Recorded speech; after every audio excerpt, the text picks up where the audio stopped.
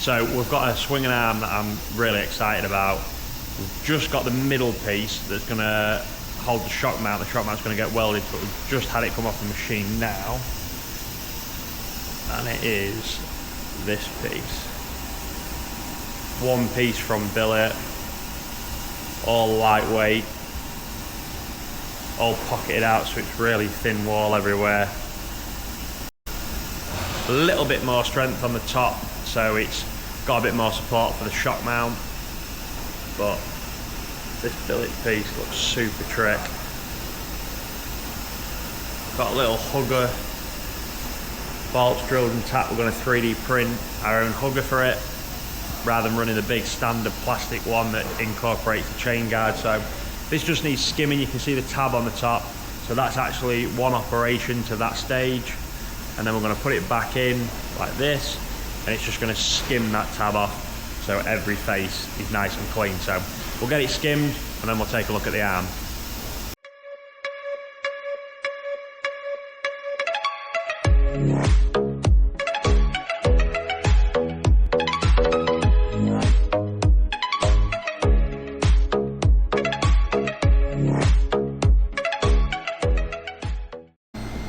So what are you on with now? Just getting that middle bit welded in? Yeah, just getting that cross piece welded in.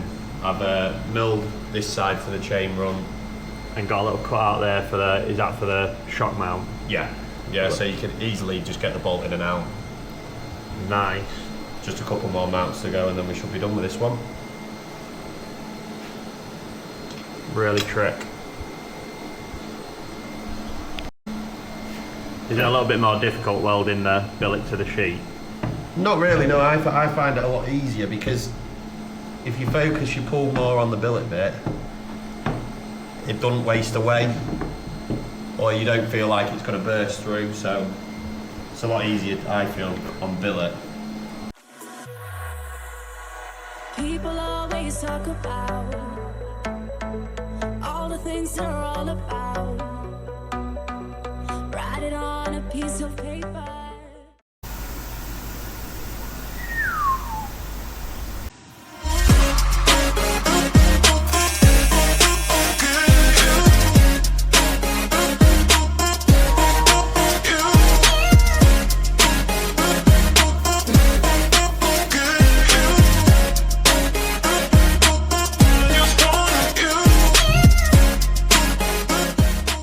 So we've been working on this exciting RD500 in a chassis kit, very similar to the one that we're doing now.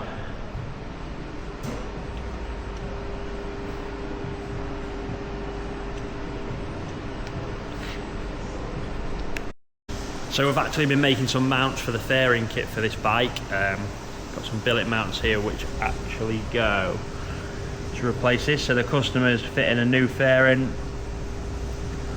This is a bit more YZR style fairing to the one that was on it previously. So we've got some billet brackets going there. I'm going to drill the hole there. We also have these billet brackets here with a billet bracket that goes under the tank and bolts to the frame, and then this picks up the top fairing here with an R-clip through there.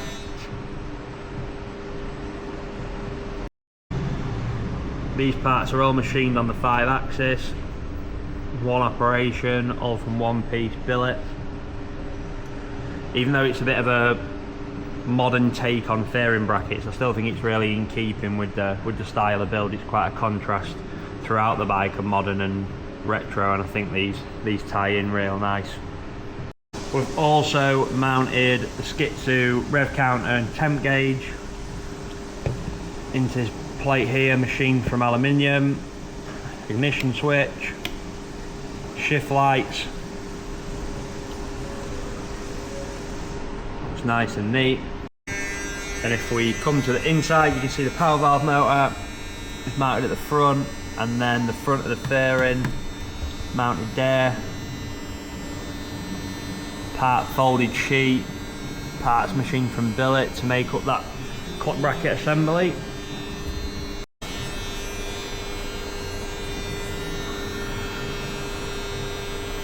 Shake that thing, miss. Can I shake that thing, miss? And I better shake that thing, yeah. Donna, Jody and Rebecca. Limitless, yes.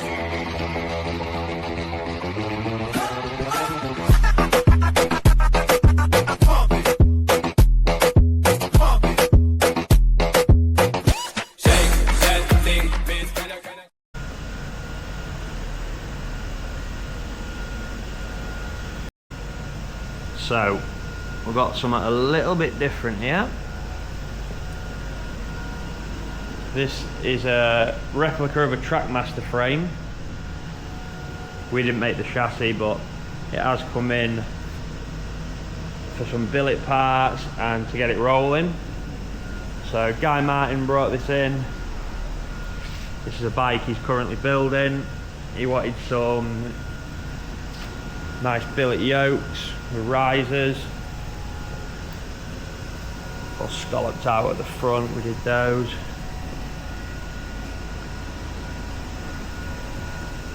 Got the front wheel all fitted, nice front spindle, nice nut to go with it, front wheel spacers, and then we made some superbike style-esque kind of chain adjusters. So these are billet chain adjusters. They're just here with this bolt here and lock nut, spindle nut, billet caliper hanger, underslung hell caliper that we blasted just to make it a little bit more old school, torque arm with rose joints. It's quite a contrast on this bike. A little bit of old school, a little bit of new school. It's the other side. Looks trick, I really like it. So there's a BSA going in this, and I'm sure he's got some other trick parts and special plans for it, but I think it looks really cool. With us racing flat track and trying to ride flat track as much as we possibly can, I think we'd be quite keen to do a steel chassis, flat track chassis, maybe for a modern engine, maybe for an old school engine, but let us know in the comments, see if that's something that you guys would be into as well. So going on the machine at the 5 axis at the moment is some top yokes, top treble clamps for the boys over at PHR, Peter Hickman Racing. These are going to be used in Super Sport on the 765 Triumph. We got the yokes designed up for the boys. We got it 3D printed. Those guys have prototyped it, tried it on the bike for fitment, approved the design, and now we're putting our blocks onto the machine, ready to do the first run.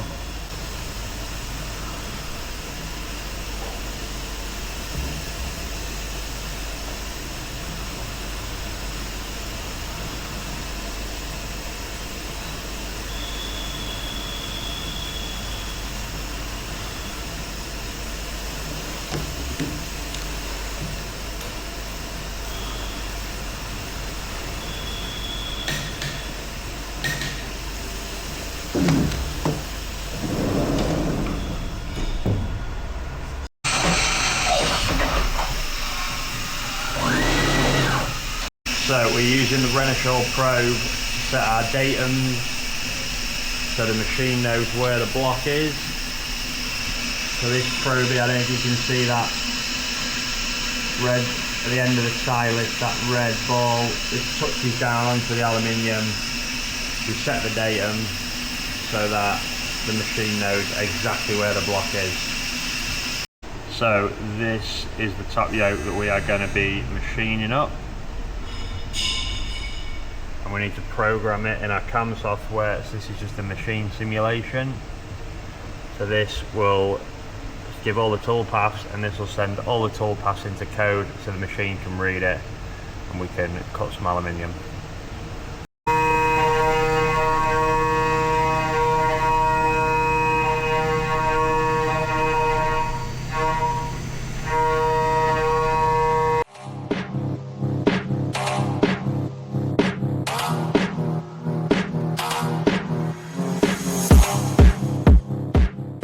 So we've got the top yoke almost done. We have just put the slit in for the pinch bolts. All these faces are finished, all this outside profile's now finished. If we spin it around, all the underneath is finished. All the chamfers and rads are on there. Looking really good. So the next thing is to cut this away, leave it on a tab, and this will actually be a 2-op job. So this is the first operation. We try to get as much done, probably getting 95% of the yoke done all in one operation. Just makes it a little bit better for accuracy, for time. You can make the design a little bit more intricate. So then the last 5% we'll be turning it round and finishing off that face where the tab will be this side of the vise. So let's take a look. So that is op 1 finished on the yoke. Let's take a look. Just left it on these little tabs here. It'll go back in on a jig and these will be cleaned up. Spin it around and have a look. You see all the contour in here, all the different angle faces.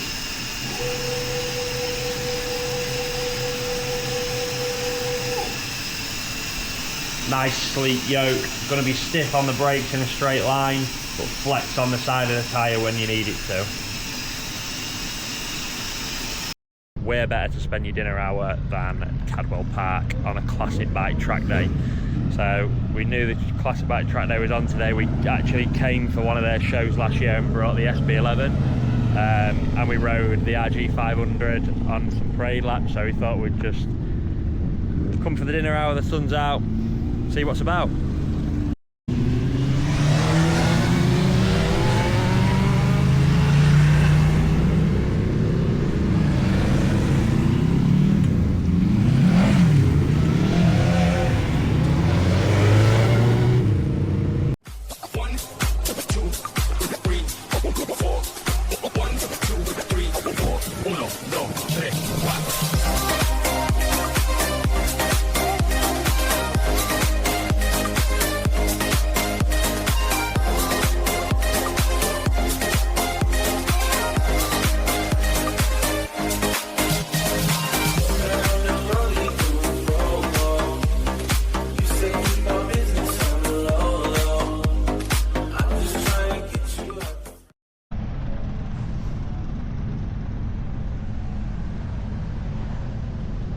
Okay, let's go.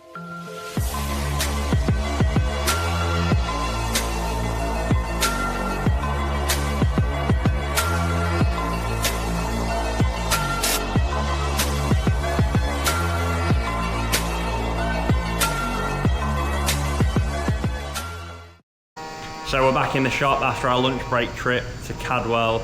It was so nice. We nearly come back, got our leathers and went back out ourselves this afternoon, but we've got some work to do, but it's got us fired up to do this. GSXR 1995 750. So we got this bike originally, we were going to do not a complete chassis for it, but change the chassis to be that of like the Yoshimura Suzuka style. But after seeing them at Cadwell today, I think there's some really cool bikes, standard bikes, just track tyres on them, some of the road gear taken off, and they obviously work really well and have just as much fun on them in that sort of state. So I think what we're going to do is maybe run a little series on here and on our social media where we show converting this as a really tidy actually road bike into a track race bike with some old school factory styling, but also some modern parts, a little bit of our style, a little bit of a twist to it. So comment if that's something you'd want to see. I think it'll be something a little bit different, and who don't love something a little bit old school. Okay, so while we're down here, let's have a look at what Sam has got going on. Quick flash while walking of a secret project. We'll show you more of that soon. Sam has got the RD500 on the jig. I'll stage you out with this, mate. So I'm just putting it together at the minute, welding all the pivots in, the gussets in, and welding the rails to the headstock. I'm now going to be on with putting the cross piece in for the shock mount and for the top engine mount, Which is this piece. and then once that's welding, and I'll be on to the down rails. So Sam actually welds that on a little sub jig. Obviously it makes it a lot easier to get in everywhere if it's on the bench on a little sub jig than getting this all welded in the chassis and then trying to get that on. So this gets welded on a little sub jig onto this piece, the billet shock mount, and then this goes on another jig that goes on the chassis jig, which holds this in place. So a little bit of detailing. So you see where we've had some mock-up engine mounts dummied up there, just to get the orientation of the frame where we want it. Working trick. Okay, so that's it for another episode here at EMESCO Designs. On the next episode, we'll explain a little bit more about this behind us. This is our new Herco VM20i machining centre. We'll be showing you some of the projects that we're going to be machining on this, a little bit of a tour around the machine, explaining bits and bobs. We'll also have a look at this RD500 chassis.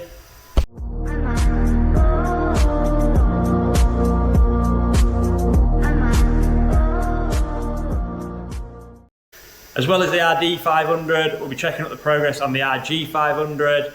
But for now, if you like this video, please like and subscribe, and we'll see you at the next one. See you next one. Holding this middle piece, the billet mount for this arm.